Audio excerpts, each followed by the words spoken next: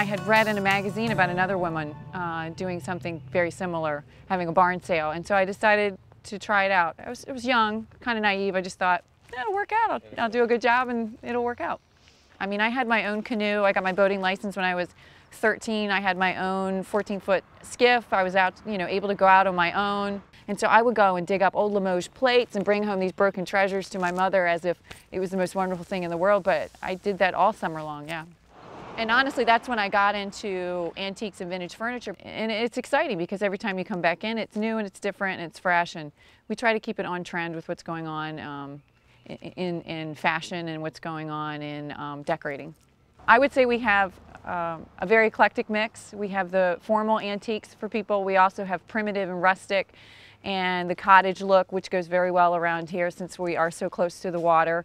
I am drawn to things with original paint and that are a little more primitive and rustic, maybe from the mid to late 1800s. One of my favorite pieces was a 9-foot harvest table, an old farm table, and you just know that, just think of the hundreds and hundreds of meals that someone had on that table and just how smooth and worn down and all the gouges are, it just is a lot of history, and to think that you're going to carry that on with your family. Many people come from Alexandria and from Washington, D.C. who are on a day trip, and not so much that they stumble by, but they've heard through word of mouth about the store.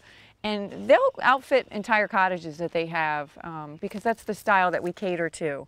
And so that's fortunate, but it's also just great that I think people are willing to leave the city for an hour-and-a-half drive and come down and check us out. Okay, so if you were coming to St. Mary's County, I would suggest that you go to Leonardtown, and they have lots of community events which are extremely family-friendly. So if you have young kids, there's a lot going on for them. There's great restaurants and pubs. I love to go to Cafe des Artistes in Leonardtown. I think it's great that we have an authentic French restaurant.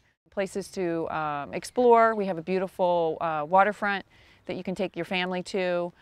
And even the local Amish, visiting them and getting produce on a weekly basis.